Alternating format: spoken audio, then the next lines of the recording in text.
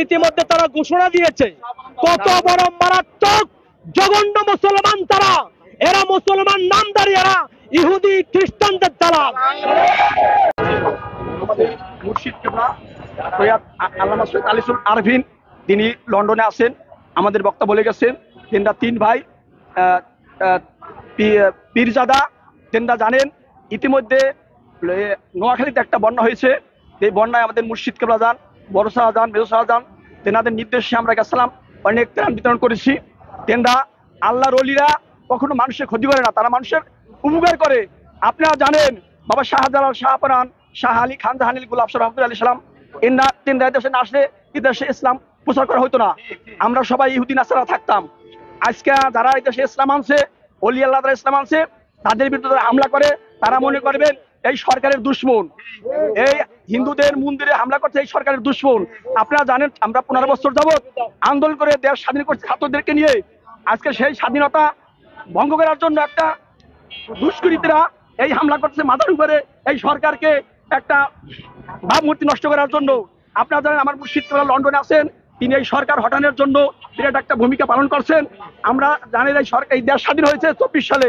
এই স্বাধীনতা রক্ষা করার জন্য আমরা, এই মাজারিটা রক্ষা করার জন্য আমরা যা যা করার প্রয়োজন, আমরা কালীনগর আওলাদ রাসূল সাল্লাল্লাহু আলাইহি ওয়াসাল্লাম দরবার শরীফের পক্ষ থেকে যা যা পীর সাহেবের নির্দেশে যা যা হুকুম আসবে, আমরা প্রতিটা বাংলাদেশের মাজারের পাশে থাকবো। যারা মাজার ভাঙা আসবে তাদেরকে প্রতিহত করবো আমরা, এই জন্য আমরা তাদের পাশে আছি। আসসালামু আলাইকুম। বাংলাদেশ জিন্দাবাদ। সবাইকে ধন্যবাদ। আসসালামু আলাইকুম ওয়া রাহমাতুল্লাহ। সাল্লাল্লাহু আলাইহি মুহাম্মদ সাল্লাল্লাহু আলাইহি ওয়াসাল্লাম। সম্মানিত উপস্থিতি, অনলাইন অফলাইন মিডিয়া ব্যক্তিত্ব, আলেম ওলামা, পীর মাশায়েখ, বুজুর্গানে কেরাম, আশিকিন, জাকিরিন, মুহিব্বিন, মূল কথা আউলিয়া কেরামের প্রেমিক, সুন্নি মুসলমান, আপামর সুন্নি জনতা সহ যারা আজকে উপস্থিত হয়েছেন, আমরা সকলেই আমাদের কালীনগর দরবার শরীফের পক্ষ থেকে আপনাদেরকে আন্তরিক মোবারকবাদ, ধন্যবাদ জানাই। আমাদের মহান মুর্শিদ কেবলা আল্লামা পীর সৈয়দ আনিসুল আরিফিন মাদ্দাজিল্লাহুল আলী, তিনি পড়াশোনা করার জন্য ইতিমধ্যে লন্ডনে আছেন। পড়াশোনার পাশাপাশি তিনি সেখানে গভর্নমেন্ট একটা চাকরিতে জয়েন করছেন ডিপার্টমেন্ট এরিয়া ম্যানেজার হিসাবে, এবং তিনি একটা ডিপার্টমেন্টের ডাইরেক্টর হিসাবে আছেন। সবকিছুর পরে উনি যখনই 24-এর আমাদের গণ অভ্যুত্থানের সময় থেকে শুরু করে, তার আগ থেকে কোটা আন্দোলন থেকে শুরু করে ফেসবুক স্ট্যাটাসে লাইভের মাধ্যমে যেমনি হোক আমাদেরকে সচেষ্ট থাকার জন্য তিনি বলেছেন, আমরা সচেষ্ট থেকেছি ইনশাআল্লাহ। যখন বন্যা কবলিত লোক নোয়াখালী, ফেনী, মাইজদি, সোনাইমুড়িতে আমার ভাইরা না খেয়ে মরে যাচ্ছে, খাবার পাচ্ছে না, আমার পীর সাহেব গেল প্রায় 1500 প্যাকেট খাবার বন্দি করে আমাদের 20 জনকে করে আমাদের নেতৃত্বে করে পীর সাহেব গেল হুকুমে আমরা সেই নোয়াখালীতে খাবার পৌঁছে দিয়েছি। এবং একই ধারাবাহিকতায় যখন বাংলাদেশে বিভিন্ন মাজার হামলা হচ্ছে, আপনারা জেনে দুঃখ প্রকাশ করবেন, আমরা শুনেছি নরসিংদীর পারুলিয়া দরবার শরীফে, সিরাজগঞ্জের পাগলালী দরবার শরীফ এবং লাকসামের চাঁদপুর দরবার শরীফ সহ ইতিমধ্যে তারা ঘোষণা দিয়েছে। কত বড় মারাত্মক জঘন্য মুসলমান তারা! এরা মুসলমান নামধারী, এরা ইহুদি খ্রিস্টানদের দালাল। এরা কখনো ভালো বৈধ পিতামাতার সন্তান হতে পারে না। যারা এতটুকু সাহস, এতটুকু ক্ষমতা পেয়ে আউলিয়া কেরামের মাজার ভাঙতেছে, তারা যদি কখনো ক্ষমতায় বসতে পারে, তারা আমাদের জিন্দাদেরকে, ওলি আল্লাহ প্রেমিকদেরকে ভালো রাখতে দিবে না। প্রিয় উপস্থিতি, মনে রাখবেন, তারা কিছুক্ষণ সময় পেয়েছে, এখন মাত্র 1 মাস সময়ের ভিতরে এই পর্যন্ত প্রায় 50টি মাজার হামলা করেছে, সুন্নি আলেম ওলামার উপর হামলা করেছে। আমরা কোন জায়গায় বিচার দিতে পারি না, কারো কাছে বিচার পাচ্ছি না। যারা সমন্বয়কের দাবি নিয়ে, যারা কোঠার মধ্যে উপদেষ্টার মধ্যে বসেছে, তারা মুখ বুঝে সব সহ্য করছে, কোনো কথা বলছে না। তারা কি মুসলমান? তারা কি মুসলমান? এই সব উপদেষ্টা মুসলমান হয় কি লাভ হবে? আমাদেরকে অবশ্যই উপদেষ্টা মন্ডলীর প্রধান ডক্টর মোহাম্মদ ইউনূসের কাছে আমরা প্রস্তাব করতে চাই, আপনি পীর মাশায়েখ পন্থী আলেম ওলামাদেরকে উপদেষ্টা নিয়োগ দেন। ইসলামী ফাউন্ডেশনে পীর মাশায়েখ, বুজুর্গানে কেরাম, ইলমে তাসাউফ, ইলমে তরিকত পন্থী আলেমদেরকে নিয়োগ দেন। প্রত্যেকটা সেক্টরে সেক্টরে আলেম ওলামা পীর মাশায়েখ পন্থীদেরকে নিয়োগ দেন। দুর্নীতি তো চলেই যাবে, হারামও চলবে না, ঘুষ চলবে না, কোন প্রকার অবৈধ নিয়ম কানুন চলবে না। আমরা শুধু গোলাপ শাহ মাজার জিয়ারতে এসেছি একটা কারণে, এখান থেকে 11 তারিখ থেকে আমরা হুঙ্কার দিতে চাই, জানিয়ে দিতে চাই, যারা মাজার বিরোধী তারা মুসলমানের পাঞ্জাবি টিভি পড়লো তারা কখনো মুসলমান হতে পারে না। হয়তোবা মুসলমানের ড্রেস খুলে তারা অন্য ধর্ম অবলম্বন করে মাজার ভাঙুক, আমাদের আপত্তি নেই, আমরা প্রতিহত করব। কিন্তু মুসলমানের ড্রেস পরে আমরা তাদেরকে মারতে গেলে আরেক দল মিডিয়া করে বলবে মুসলমান মুসলমান মারামারি লাগছে। আমরা এই প্রতিহিংসা চাই, আমরা প্রতিহিংসা চাই। শুধু গোলাপ শাহ বাবার নয়, এখন থেকে মাননীয় উপদেষ্টাদেরকে, সমন্বয়কদেরকে আমরা দৃষ্টি আকর্ষণ করে বলতে চাই, একটা মাজারেও যেন হামলা না হয়, একটা ওলি আল্লাহর মাজারে যেন হামলা না হয়, একটা খানকা শরীফ যেন ভাঙ্গা না হয়, একজন পীর মাশায়েখের পন্থীর কাছে হাত না দেওয়া হয়। আমরা সমন্বয়কদের পাশে আগেও ছিলাম, এখনো আছি, কিন্তু মাজার শরীফে হামলা হলে আমরা সমন্বয়কদেরকে ভুলে যেতে বাধ্য হব। আমার তৌফিক ইল্লা বিল্লাহ। আসসালামু আলাইকুম ওয়া রাহমাতুল্লাহ। এখানে মাজারে যতগুলি হামলা হয়েছে, যতগুলি মাজারে প্রত্যেকেরই তো সবারই একটা কথা ছিল যে এটা কোরআন হাদিসে নাই, এটা বলে কিন্তু তারা ভাবছে। এই ব্যাপারে আপনাদের এই হাদিস যেভাবে বলছেন হুজুর সাল্লাল্লাহু আলাইহি সাল্লাম, তিনি হযরত মাওলা আলী রাদিয়াল্লাহু আনহুকে মিশকাত শরীফের হাদিস শরীফ, তিনি বলছেন যে উঁচু মাজারগুলো ভেঙে দাও। আসলে মাজারের কথা বলা হয় নাই, কবরের কথা বলা হয়েছে। সেখানে কবর ছিল, প্যাগোডা করা ছিল, প্যারাডো কি ছিল, প্যারাডো করা ছিল। এক একজন মুশরিকদের দাম্ভিকতার কারণে তাদের কবরে 100 হাত 150 হাত উঁচু উঁচু মিনার ছিল, সেই মিনারগুলো ভেঙে দিতে বলছে, কবর ভাঙতে বলে নাই। এরপরে কবর ভাঙতে বলেছে কি জন্য, তাদের উপর উঁচু উঁচু উঁচু উঁচু প্যাগোডাগুলো ভেঙে দিতে বলছে, কারণ হচ্ছে এগুলো ইহুদি খ্রিস্টানদের ছিল। কোন মুসলমানদের মাজার, কোন মুসলমানদের কবরে অত্যাচার করার একটা হাদিস কেউ দেখাইতে পারবে না, কেউ দেখাইতে পারবে না। বরং যারা হাদিসের নাম দিয়ে, যারা আজকে কোরআন হাদিসের দোহাই দিয়ে মাজার মাজার হামলা করছে, এরা দেখেন, ইতিহাস খুলে দেখুন, এরা গত 20 বছর 30 বছর ধরে এরাই মাইকের সামনে বক্তব্য বলেছে মাজার ভেঙে দাও, খানকা জ্বালিয়ে দাও।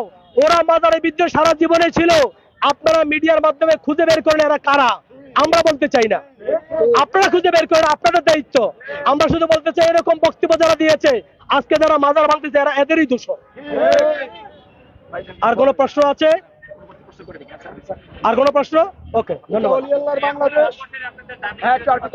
আমাদের দাবি হচ্ছে, আমরা সমন্বয়ক এবং উপদেষ্টা মণ্ডলীর সকলকে আমরা জ্ঞাতার্থ করতে চাই, আপামর সকল প্রশাসনকে আমরা জানিয়ে দিতে চাই, সুন্নি মুসলমান, সুফিবাদী মুসলমান, ইলমে মারিফাতের মুসলমান, তাসাউফপন্থী মুসলমান, আমরা বাবা শাহজালালের মুসলমান, শাহপরানের মুসলমান, আমরা ইমাম বুখারীর মুসলমান, আমরা মাওলা আলীর মুসলমান, আমরা ইমাম হুসাইনের মুসলমান।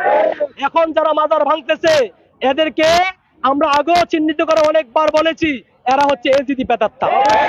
এরা এজিদকে রহমতুল্লাহ আলাইহি বলতে চায়, এরা এজিদকে ভালো বানাইতে চায়। তাহলে এজিদের কোনো দোষ ছিল না, এজিদ নেগাশনাল নামাজ পড়তো। আজকে তারা মাজার ভাঙতেছে, এরা দেখেন এদেরই ছেলে মেয়ে। অতএব আমরা মিডিয়ার মাধ্যমে জানিয়ে দিতে চাই প্রধান উপদেষ্টাকে, উপদেষ্টা মণ্ডলীর সকলকে এবং সমন্বয় থেকে আমরা বলে দিতে চাই, মাজারের পক্ষে থাকুন, আল্লাহর রহমত পাবেন। মাজারের বিরুদ্ধে যাবেন, আল্লাহর গজব নাযিল হবে। আল্লাহ হাফেজ। নামাজ হচ্ছে।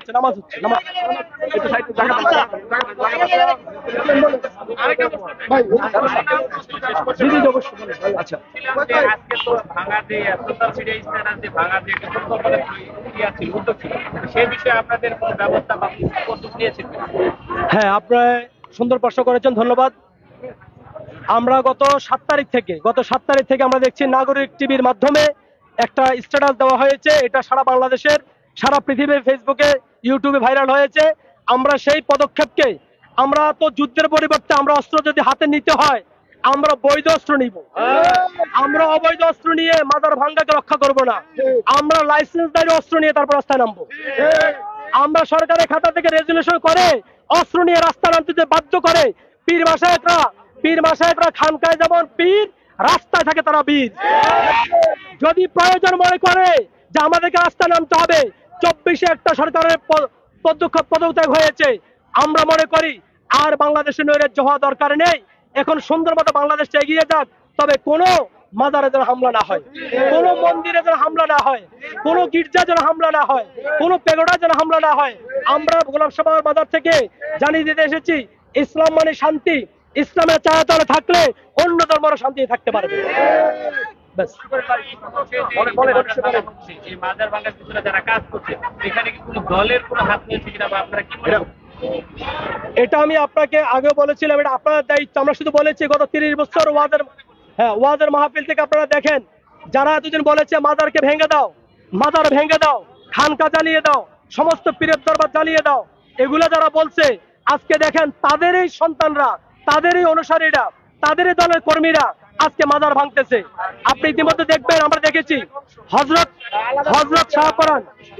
শাহপরান রহমতুল্লাহ এর মাজার শরীফে যারা হামলা করতে গিয়েছিল, আমরা ইউটিউবে দেখেছি। বাংলাদেশ সেনাবাহিনীকে আমরা ধন্যবাদ জানাই। সেনাবাহিনীর একটা গ্রুপ ওখানে তাদেরকে অনেককেই পিটিয়ে এটা প্রতিহত করেছে। সেনাবাহিনী বুঝিয়ে দিয়েছে এই দেশে শান্তিকামী দেশ, এই দেশে উচ্ছৃঙ্খলবাদ, জঙ্গিবাদ এবং আইএসের এবং যারা উগ্রবাদী কোনো ঠাঁই নাই। ধন্যবাদ। এবার একটা প্রশ্ন, আপনি যেমনটি বললেন অনেক আগে থেকে মাজার ভেঙে যাওয়ার কথা বলা হচ্ছে, কিন্তু আমরা ঘরে জমিনে মাঠে সেরকম ভাবে আঘাত করতে দেখেছি, কিন্তু হঠাৎ করে এখন এরকম ভাবে আঘাত কেন করতে বলে মনে করেন? আচ্ছা, এটা বলতে হয় এই কারণে, যেহেতু আওয়ামী লীগ সরকারের সময় উনি খারাপ করেছে, দুর্নীতি করেছে, দুর্নীতিবাদ ছিল, স্বৈরাচার ছিল, সব ঠিক আছে, আপনারা যা বলবেন আমরা তা মেনে নিব। কিন্তু ওনার আমলে একটা মাজার হামলা হয় নাই। ওনার সময়ে যে 2-1টা মাজার হামলা হয়েছে, ওখানে যায় দেখছে মাজার নাই, ওখানে স্বপ্ন দেখেছে মাজার করেছে, এরকম মাজার ভেঙেছে। কিন্তু অরিজিনালি আজকে যেমন বাবা শাহপুরানের মাজার হামলা হচ্ছে, তারা ঘোষণা দিয়ে গোলাপ সভা মাজার হামলা করতে আসতেছে, এইরকম কোন মাজার হামলা হয় নাই। এবং যারা করেছে তারাও আজকে যারা করছে, তারা আপন মাসতুতো ভাই, তারা একই ভাই। এইটার আর একটা উদ্দেশ্য হলো, হ্যাঁ, আমরা গত পরশুদিন আমাদের নেতৃস্থানীয় উলামায়ে কেরাম গত 8 তারিখ রাত্রেবেলা ধর্ম উপদেষ্টা ডক্টর আফম খালিদ হাসান ওনার সাথে আমাদের এক অংশ 15 জন সাক্ষাৎ করেছে। 15 জন সাক্ষাৎ করার পর উনি বলছেন আর মাজার ভাঙা হবে না, আমরা পদক্ষেপ নিব। কিন্তু এখনো পর্যন্ত দুঃখজনক, উনি এখনো কোনো মন্তব্য করছেন না। আমি গতকালকে দেখলাম লাকসামে এক জায়গায় 6 জনের মাজার শরীফ পুরো ভেঙে দিয়েছে, 6টি মাজার ভেঙে দিয়েছে। এবং একইভাবে যদি চলতে থাকে, আপনারা যেমন করে দেশে স্বাধীনতা এনেছেন, আমরা সুন্নি মুসলমান নবী ওলির প্রেমিকরা রাস্তা আরেকবার নামলে আরেকবার স্বাধীনতা হবে।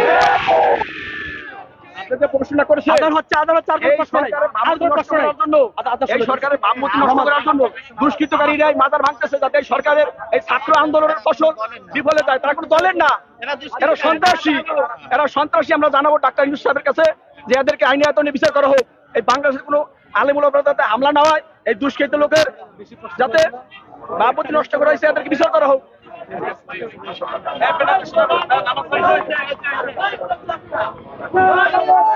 দর্শক, যেমনটি বলছিলাম, আমরা কিন্তু এই মুহূর্তে গোলাপসার বাজারে অবস্থান করছি এবং আপনাদেরকে দেখানোর চেষ্টা করছিলাম যে সেখানকার যে পরিস্থিতি। আজকে কিন্তু জানেন, আজকে আপনার 11 সেপ্টেম্বর ঠিক বেশ কয়েকদিন আগে কিন্তু এইখানেই একটি স্ট্যাটাসের মাধ্যমে কিন্তু স্ট্যাটাস দেওয়া হয়েছিল যে যেখানে গণমাধ্যম আজকে যে মাজার ভেঙে দেওয়া হবে।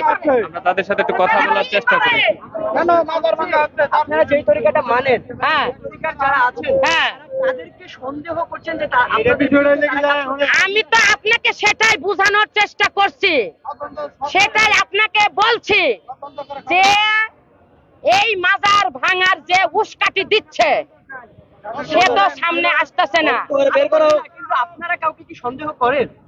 হ্যাঁ, সন্দেহ তো অবশ্যই করবো। ডক্টর ইউনূস এইটা বের করবে, সরকারকে আমরা ডক্টর ইউনূস এইটা বের করবে 24 ঘন্টার ভিতরে। কার এত বড় বুকের পাটা, কার এত বড় কলিজা? আমি সুন্নির কথা বলি নাই, আমি বলেছি এই ডক্টর ইউনূস সে 24 ঘন্টার ভিতরে এবং ধর্মমন্ত্রী, সে 24 ঘন্টার ভিতরে বাংলাদেশে যে কাণ্ড কারখানা হচ্ছে এর ইস্যুকে কে তৈরি করতেছে তাকে খুঁজে বের করা হোক। করে গ্রেফতার করা হোক, না হলে বড় ধরনের আন্দোলনে ডাক দেওয়া হবে। যদি বাজারে কোনো অপকর্ম চলে তারা হিটা দেখো, কেন বাজারে কেন হামলা করবে? কেন আমরা কি দেশের নাগরিক না? আমাদের কি কোনো ইচ্ছা নাই? আমাদের কি কোনো ইচ্ছার দাম নাই? হ্যাঁ, নাকি আমরা কোনো ইচ্ছার দাম নাই? যদি এটা করে থাকে তারা এটা তুমি ইচ্ছা দেখো, মাজার কেন ভাঙবে? অনেক সময় বলা হয়ে থাকে আপনি বলতেছেন মাদকের কথা। আমরা তো বাজারে হ্যাঁ, যারা থাকে তারা দাঁড়ান দাঁড়ান, আমি বলি। আচ্ছা খারাপ করে এই, থামেন থামেন, এজেন্সি থামেন। মাদকের কথা বলা হচ্ছে তাই না? আচ্ছা, যারা সিদ্ধি খায়, শোনেন শোনেন, আপনি বারবার গাঁজার কথা বলছেন। গাঁজা খাই রাজারা, গাঁজা খাই রাজারা। ভাবার ভাবক না হলে কে গো বুঝিতে পারে। আপনি যখন আপনার ফ্যামিলির থেকে, মার কাছ থেকে হোক, আপনার বউ চলে গেছে, আপনার ছেলের কাছ থেকে, আপনার ফ্যামিলির লোকজনের কাছ থেকে যখন আপনি কষ্ট পেতে পেতে পেতে পেতে আপনার ভিতরে পয়লা করে ফেলেছেন, তখনই আপনি হয় গাঁজা ধরবেন, না হয় আপনি একজন লেখক হবেন, না হয় একজন আপনি কণ্ঠশিল্পী হবেন। আপনি কি কথাটা বুঝতে পারছেন? গাঁজা খেলে লেখক হওয়া যায়, কণ্ঠশিল্পী হওয়া যায়, এটা বলতে পারছেন? আপনাদেরকে প্রশ্নটা হচ্ছে, আমি আবার আপনাকে বুঝাই বলি, আপনি কি বুঝেন নাই? আপনি মনে করেন অতি কষ্ট পাইছেন, অত কষ্ট, এত কষ্ট প্রেম করে হোক, মার থেকে হোক, বাবার থেকে হোক, ছেলের থেকে হোক, আত্মের কাছ থেকে হোক, লাখ লাখ টাকা চলে গেছে, বন্ধু বান্ধব হোক, সব ছাড়া হয়ে গেছে। আমাদের স্পষ্ট প্রশ্নটা হচ্ছে, মাজারে কি মানে গাঁজা খাওয়া হয় কিনা বা মাদক সেবন করা হয় কিনা? গাঁজা আমি- খাওয়া হয় না। যে টাকা উঠে সেই টাকাগুলো কি এখানকার মসজিদে নিয়ে যায়? এগুলো কি সরকারের না, মসজিদে যাচ্ছে, মসজিদে যাচ্ছে। ওই টাকা দিয়ে, এই দাঁড়াও, ওই টাকা দিয়ে যে সমস্ত পাগলেরা আছে তাদের জন্য সিন্নি সালাদ করা হয়, তাদেরকে খাবার দেয়, মসজিদে দেয়, মাজারটা সুন্দর করে।